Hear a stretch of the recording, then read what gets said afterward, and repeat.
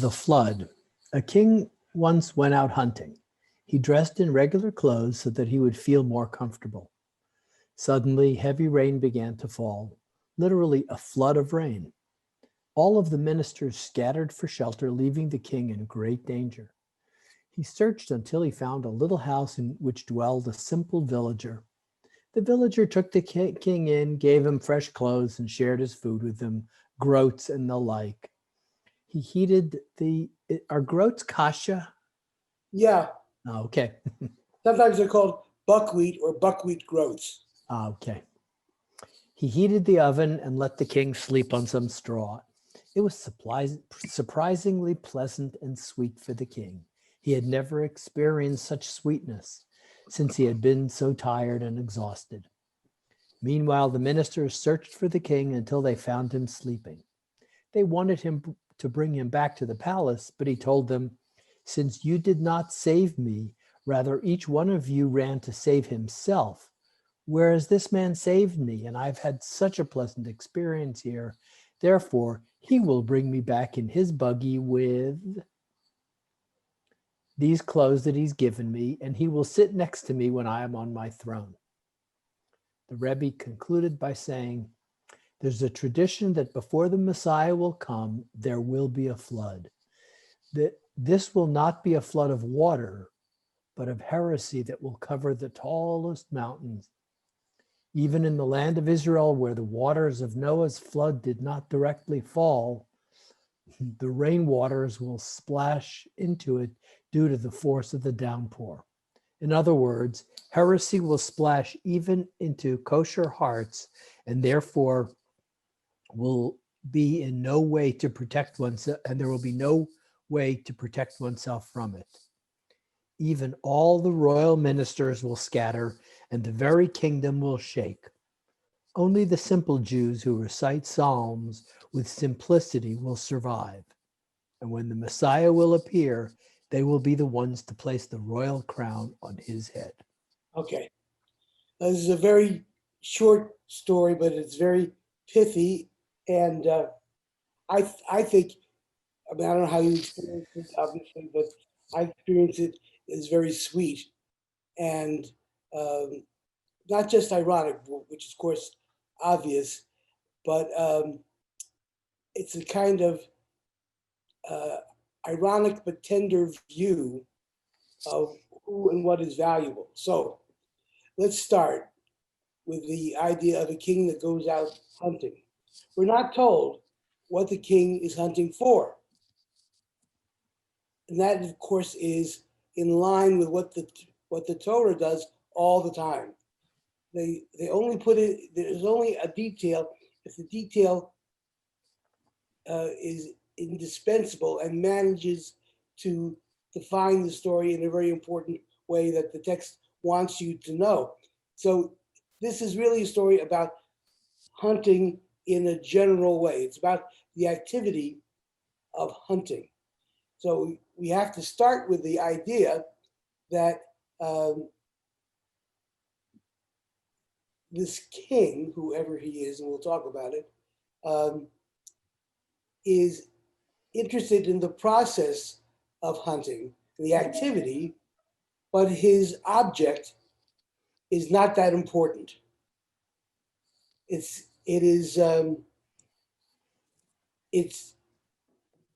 generalized about the activity of hunting. So we have, in talking about this from a Mussar point of view, the question is, what are the kinds of things that we might be hunting for? And so there was this beautiful book that I had when I was a kid. It's still The Black Girl in Search of God, but I'm thinking of hunting for God, hunting. Yeah, well, it could be, because in a way you might say hunting in general is always related to hunting for God. That is to say, God includes everything. So it doesn't matter which particular manifestation or particular formation one is looking for. It could be anything, but that activity of hunting is the hunting for meaning, hunting for God, hunting for some generalized object, which, in the daily course of things becomes specified. So we're hunting for love, hunting for money, hunting for whatever. But really, if we're hunting for it, if we're involved in a search for God. And there's a beautiful foreshadowing with the regular clothes and then the sleeping on the straw. What do you feel is, how is that foreshadowing in your view? Well, just the word regular, that he's not a king anymore. He's a regular person in the way that he's dressing. Yeah, so there is a long tradition of stories about kings who go out among their people dressed as a commoner. And the point of doing that is to find out about themselves. There's a wonderful story about Muhammad where he's coming somewhere to give a talk, and the people build this beautiful throne for him, and he won't go to the throne, but he wants to sit on the stump of a tree. Similar story. It is a similar story, and it's picked up in a lot of different dispensations. One that I love in particular. Another story in Buddhism, which where they prepare a wonderful meal for the Buddha because he's going to give a talk. It's the same story. And he says, now that you've prepared this meal for me, I can't say anything because I can't be paid for the Dharma, what he calls it. Yeah. So it's actually a moral Michael wants dilemma within Judaism for rabbis. You can't be paid for teaching Torah. So technically, a rabbi, they say in the congregation, is being paid for running the Hebrew school or giving lessons to bar mitzvah kids, whatever, but not for teaching Torah. And which makes a certain kind of very profound sense, because when we teach something, we are teaching something that we have, that we possess in some way, some set of ideas, some understandings, whatever, and that we are imparting them as if they are coming from us. But on the other side, to aggrandize oneself and say that I am speaking something that comes from God is a little bit of a stretch too. So, the legal fictions maintain that you're doing all sorts of things as a rabbi, but you're not teaching Torah. Kerry. Yeah. So there's something that strikes me about this story, which is that in most of the stories, the king is God. Yes. And here that doesn't seem to be the case. Unless this is one of those stories where God sends an angel as a messenger rather than, but I don't know, it just confuses me.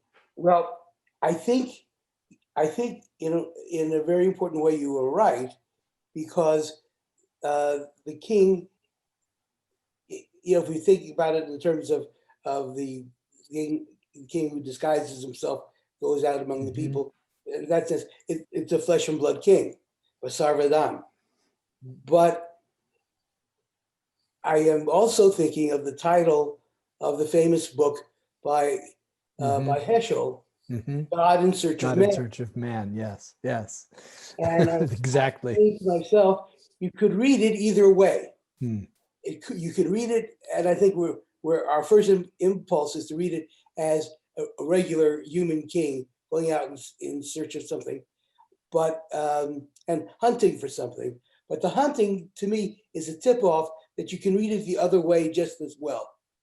That it is that God is lonely, that God is in search of people to be connected to him.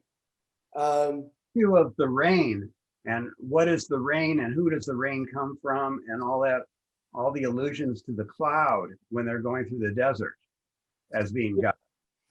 well, I mean, look, I think you're on the right track there, Kim, because the issue of the rain in the biblical story of Noah is very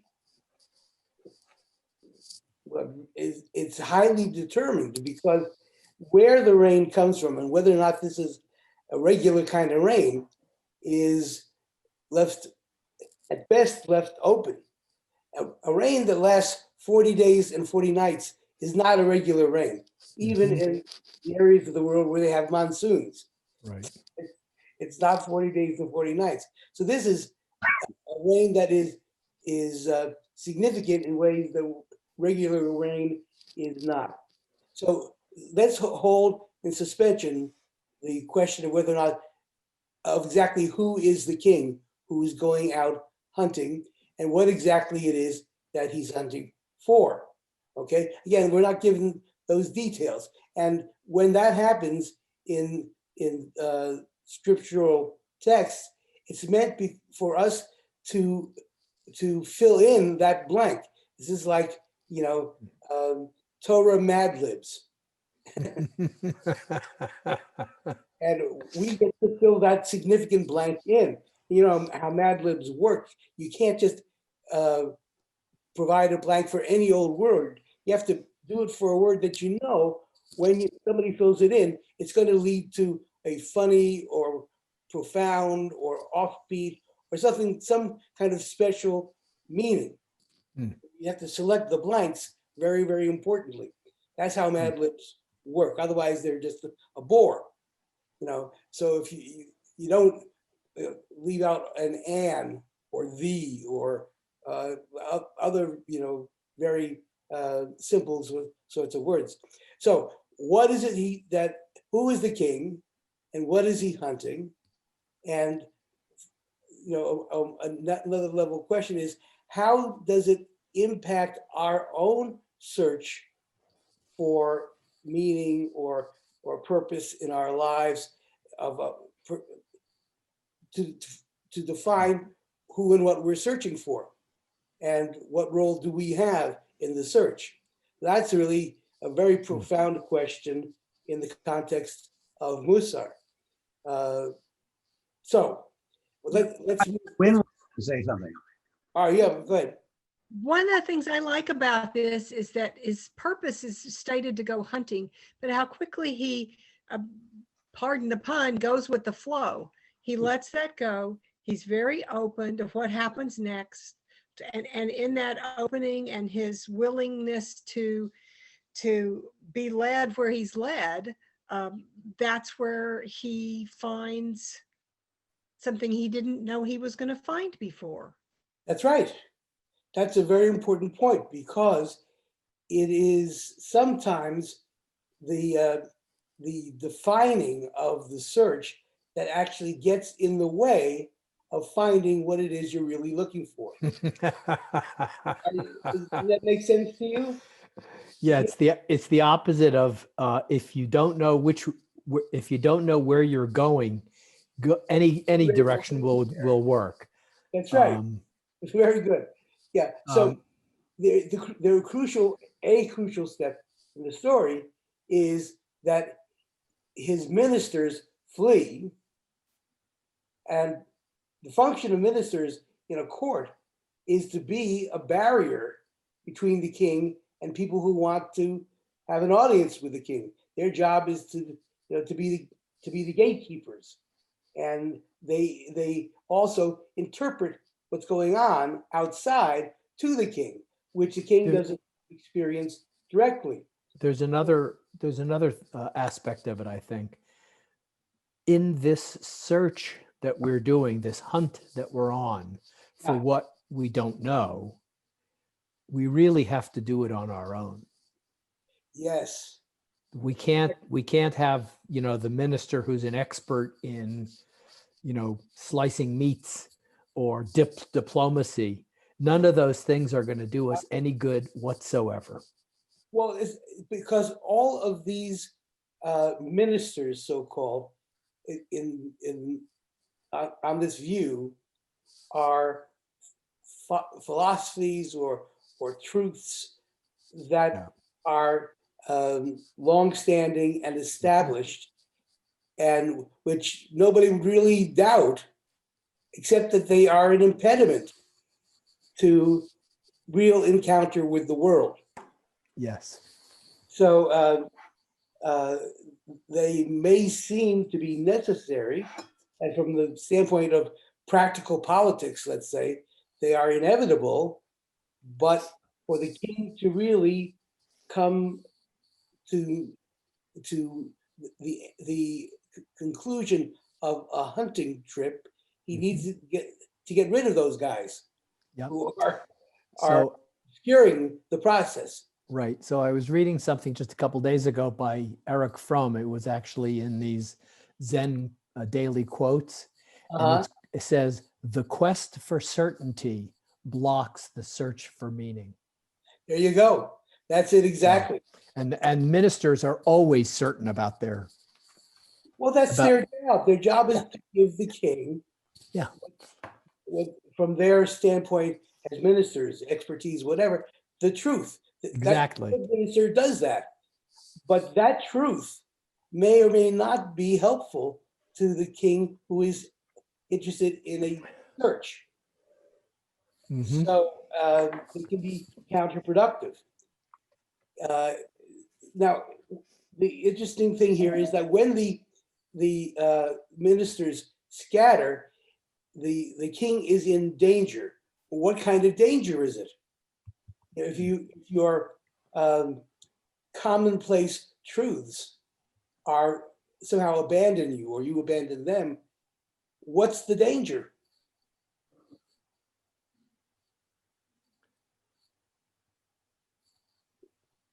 Anybody? You're going to get wet.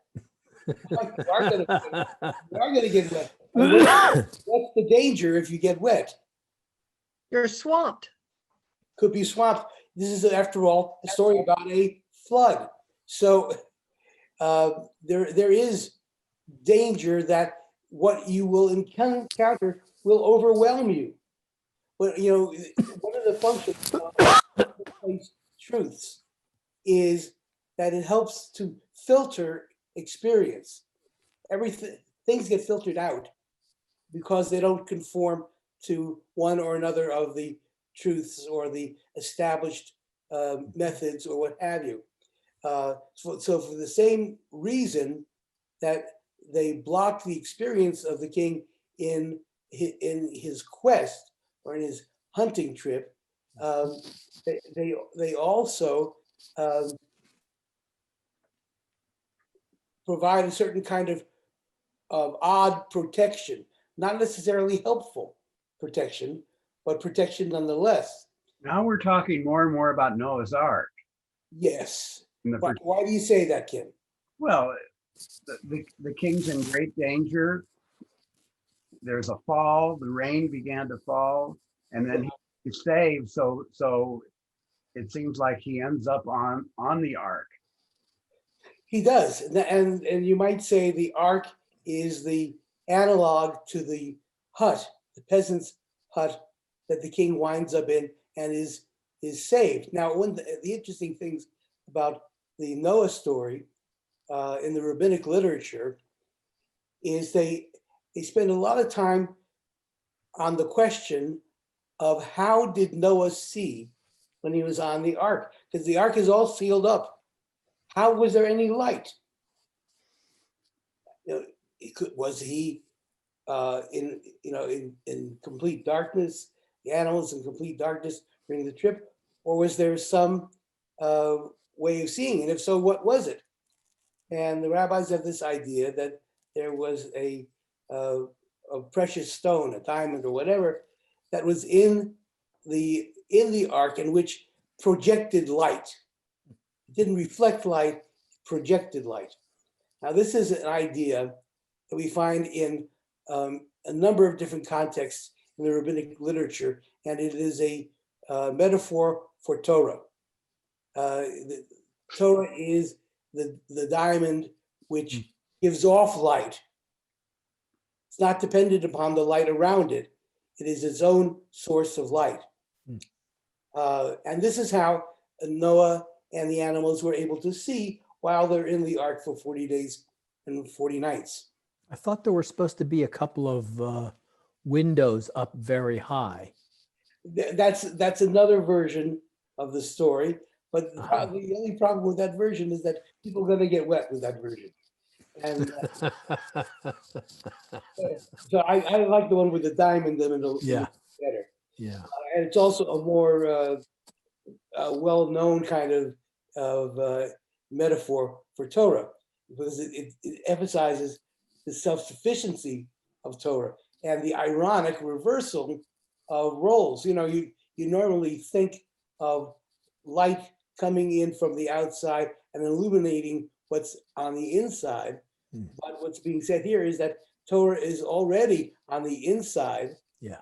And its purpose is to illuminate things outside. And my favorite all-time midrash, which I'll just give you a little sketch for, is about Hanukkah, or it comes in a set of rabbinic material in the Pesach Rav Kahana about Hanukkah, and deals with this notion of irony and reversal. You know, they give the image of, it's based on Romanesque architecture. You know, in Romanesque architecture, because they didn't have ways to use glass that later are developed.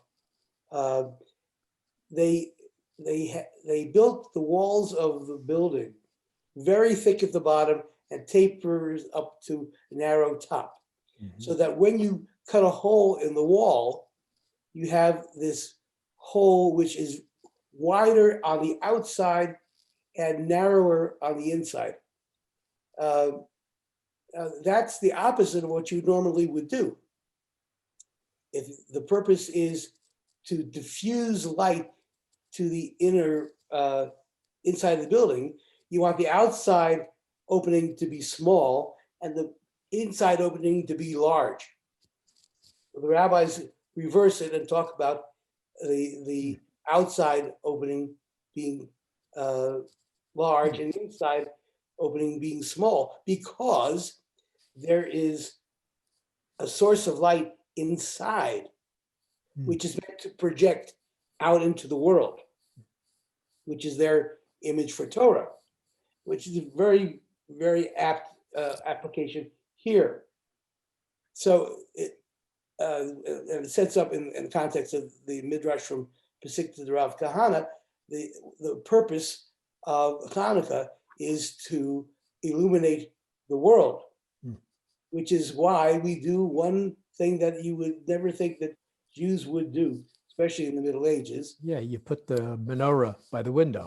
That's right, because the light is supposed to shine out and give people the idea that something special is going on. It's a holiday, and the irony is that this little menorah is going to be part of lighting up the world. You know, and in the special blessing for Hanukkah that you sing, that I don't know that many people do this unless they come from a more traditional background, but there is a long passage after the blessings for lighting the candles, that the few overcome the many, the weak overcome the strong, and so on. It is salvation or liberation or whatever you want to call it is ironic in that it operates exactly opposite to conventional wisdom. And in fact, it's in a way it's a theme that's I think picked up by the Baal Shem Tov and exemplified, I think, in this story, which is that you don't need any highfalutin rabbi to be an intermediary to God. Yeah. The simple peasant, you can have the complete joy of Torah and God because that's what you got. Yeah, And so that's, because it comes from inside. It's not about Mm. the affectations of rank or position or Mhm. what have you. You know, Mm. and you're right. It's right. It's almost explicitly stated in Yeah. the story. The irony is that the king has does not experience the kind of warmth and friendliness and meaning and beauty in his normal trappings as king, but in this little peasant's hut Yeah. and sleeping out in front of a fire, and there's straw, and he's eating kasha. So how's that go? That for nurture rhyme, the king was eating uh, something that or it ends with king. Wasn't that a dainty dish to set before the king? Yeah. Okay. Well, as it turns out, the simple food of the peasant is the dainty dish, even though nobody would look who looks at it Right. would look at it that way. And he also has to be wearing regular clothing because he doesn't want to, in the story, it doesn't want to overwhelm the peasant, because the peasant might have a very different attitude towards someone dressed like the king. Well, because he would have to show him deference in various ways, Right. recognition in Right. various ways. Exactly. And that's exactly what has to be stripped away. That for the king to see himself as he is, Mm. as a human being, in search of something important, the layer of deference, of meaning, of symbolism, et cetera, has to be removed. Yeah. Well, so he goes out among these people So, and dressed in common way. right. And we have to let go of all of our affectations and Yeah. all of the ways in which we present ourselves in different social situations in order to get to the comfort that is available in the peasant's hut. Yes, I think that's exactly right. And one of the sidelights of that is that there are all sorts of ways that we act in contradiction to that principle. And we talk about it in terms of the clothes that we wear. And it's true, clothes are signs. Mhm. Clothes tell people who we are, what we are, so on and so forth, in all sorts of important ways. Yep. You go to a store and somebody wears a T-shirt that says, the name of the store or whatever, and it helps to define the relationship. Or people wear uniforms of one sort or another, but that is about distractions that we put on ourselves. But there are other kinds of distractions that operate similarly in our behavior, in how we expect to be addressed, in how we want people to behave towards us, how we want them to see our qualities, and so on, or even facial expressions. So my thought is that taking of the clothes, replacing the clothes, is meant to point to a much broader um, meaning. That all those things which are not our true selves, Yeah. but which we project out into the world instead of the light of Torah, of course. They are things that get in the way because it sets up people's expectations, and their treatment of us is different because of them. But we also, I mean, it also sort of serves a purpose to do that because it can hide who we are Yes. because of our own personal issues. Yes, absolutely.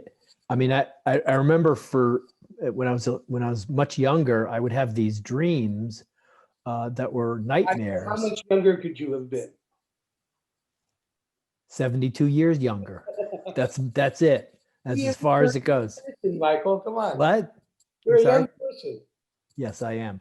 But when I was much younger, I would have these nightmares of being up on a stage with an audience full of people, and a spotlight comes on, and a voice from the back of the auditorium says, "Just be yourself."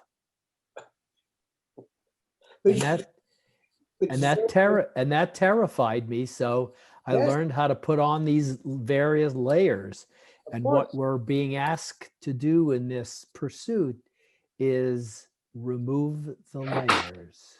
Yeah, because if you think about it, to say I'm going to be myself, it's already a kind of distancing. Yeah. How can you be yourself as if you're acting as yourself? It's kind of a contradiction in terms. Well, yeah, it is, but it also means stop acting.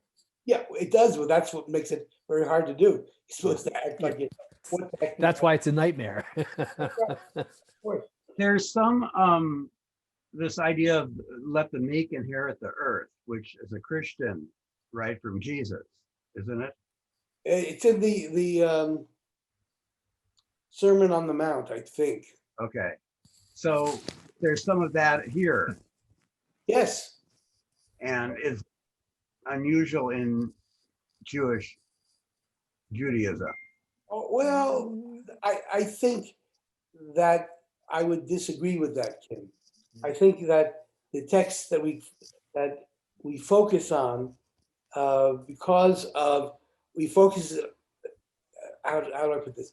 We focus on the Jewish tradition often through Christian eyes. We look at it as the way with assumptions that Christians have about it, which are a kind of misreading of the text.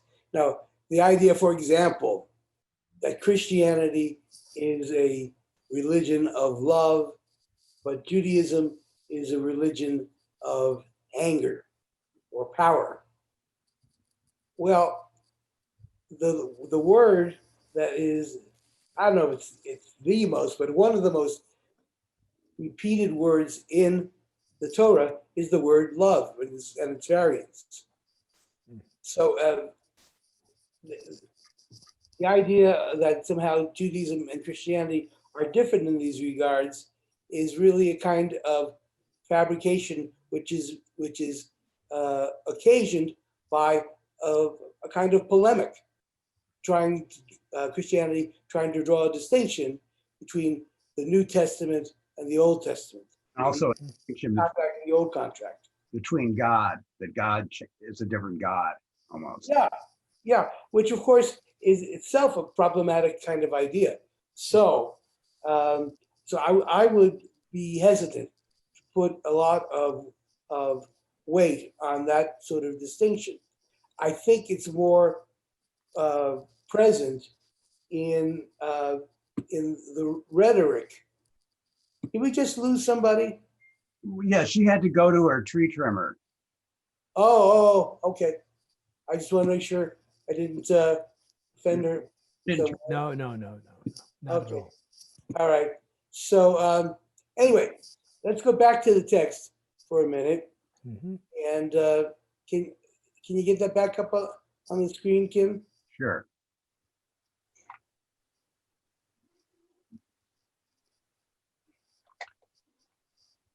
There we go. Okay. So the king is in the peasant's hut and having what should not be, but was a special experience.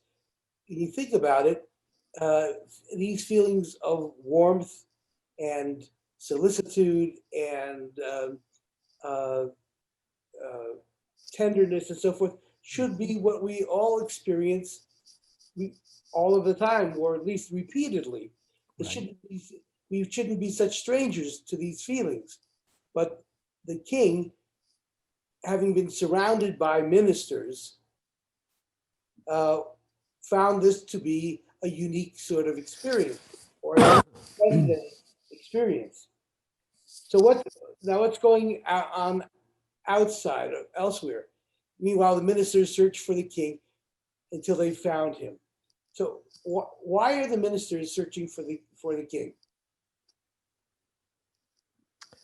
Well, it's Oh. weird because first they abandoned him because of the rain, Right.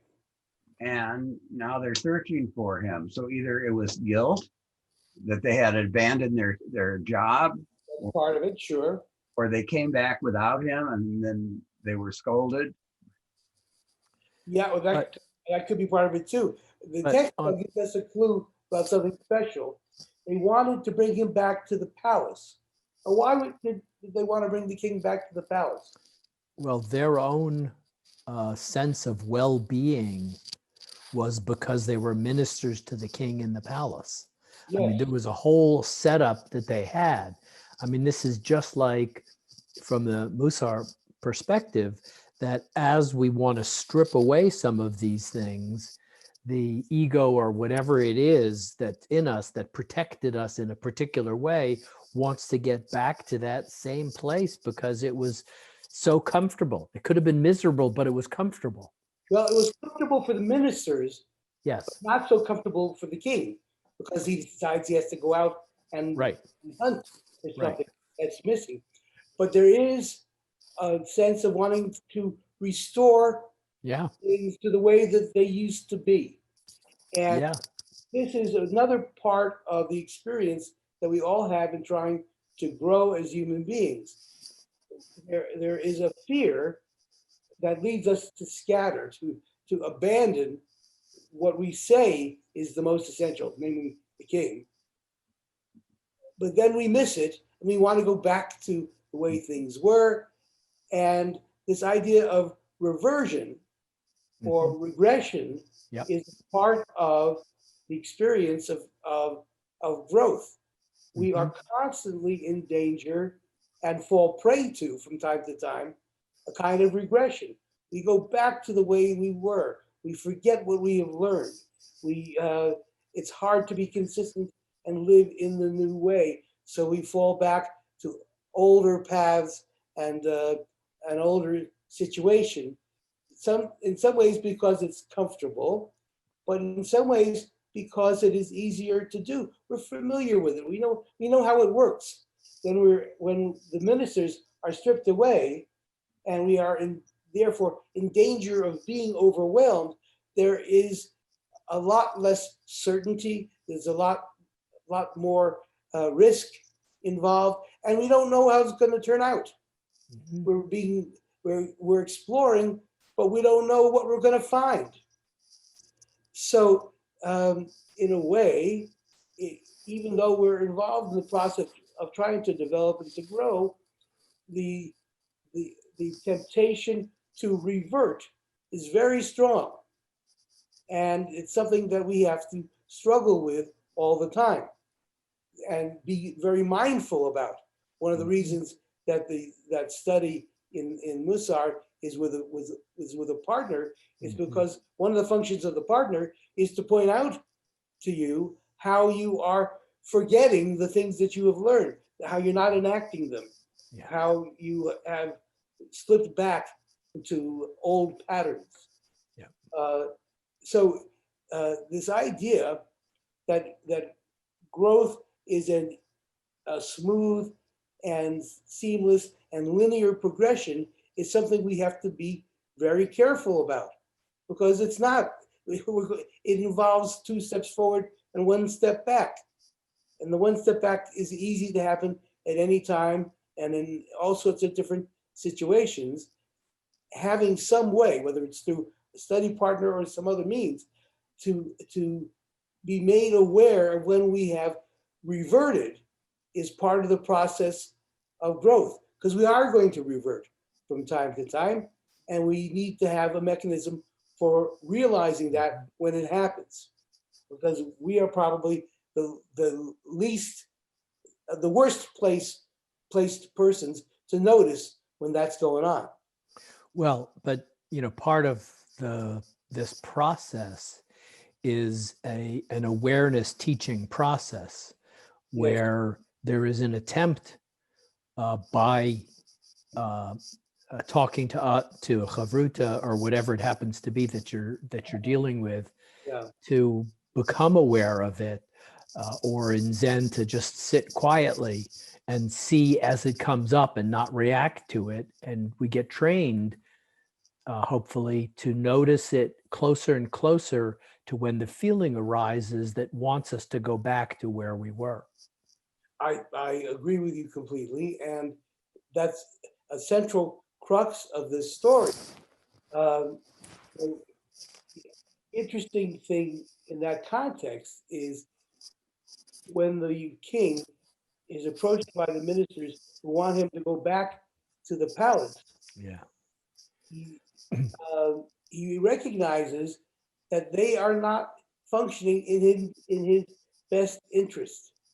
Since you did not save me, rather each one of you ran to save himself, whereas this man saved me, and I've had such a pleasant experience here. Therefore, he will bring me back in his buggy with those clothes he has given me, and will sit next to me when I am on the throne. Yeah, to the ministers, the king was the king, and to this the peasant, the king was a human being. Yes. Well, he was just a human being. It wasn't that he was the king being a human being. So I want to make sure that that's clear. He didn't have any knowledge that this was the king at all. Oh, I didn't know that. I think, well, that's how I read it. That's, Well, either that or he was the Buddha.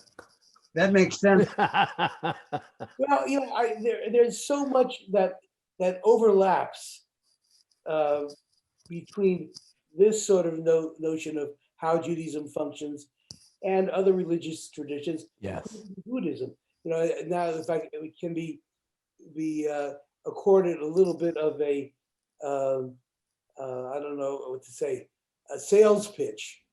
One of the things that I find most disconcerting or problematic in today's Jewish community is, like many others, we are in search, like the king is.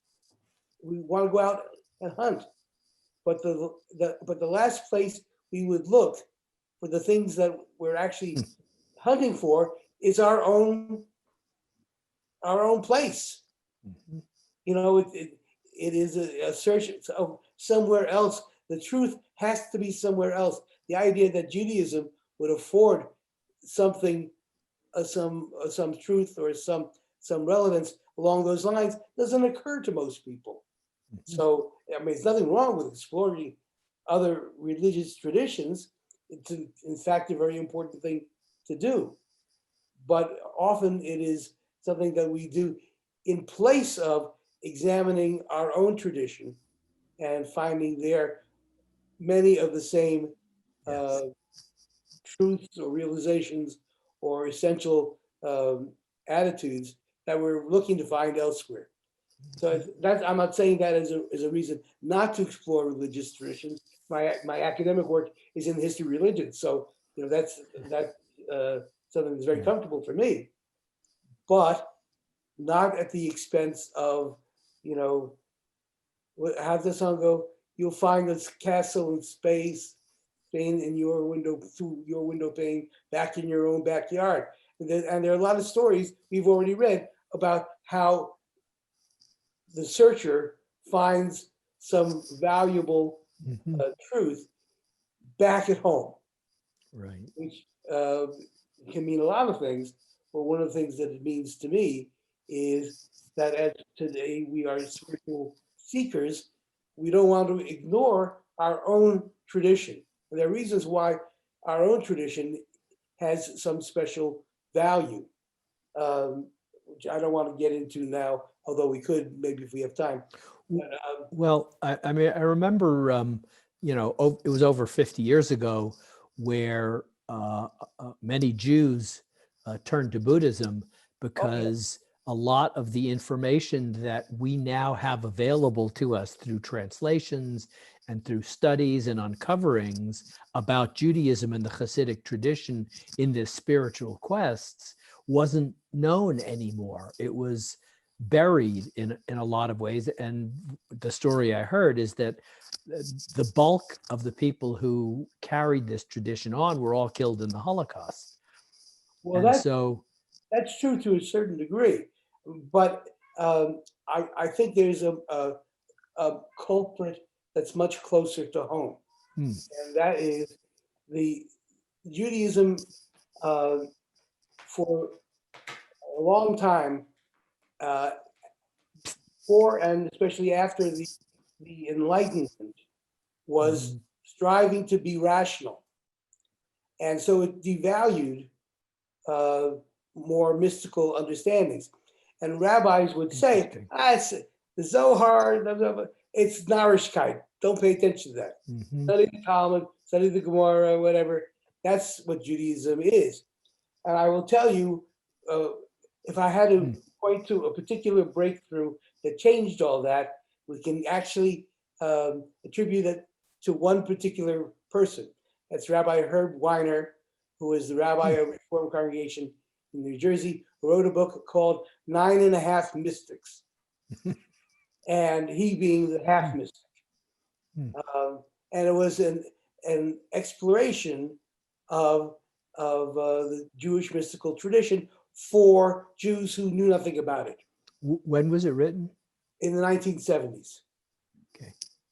Well, this is really interesting. And also, the problem with trying to make religion rational is then it competes with science. Well, but it competes with science no matter what, because science is interested in competing with it, whether religion wants to compete with science or not. I mean, it's to a certain degree, not science itself, but the uses, some of the uses to which science is put, is to undermine or to destroy a religious view of the world.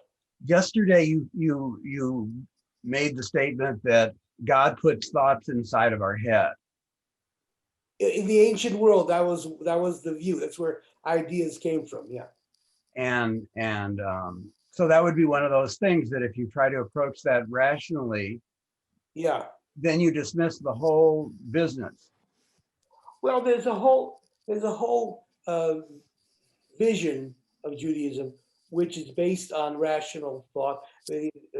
Writers like Hermann Cohen and so forth are rationalists. Hermann Cohen was I mean, if you read Hermann Cohen, you're reading the fundamental beliefs of liberal Judaism, and he was also the father of neo-Kantian thought. I mean, that's what he's known for outside the Jewish tradition.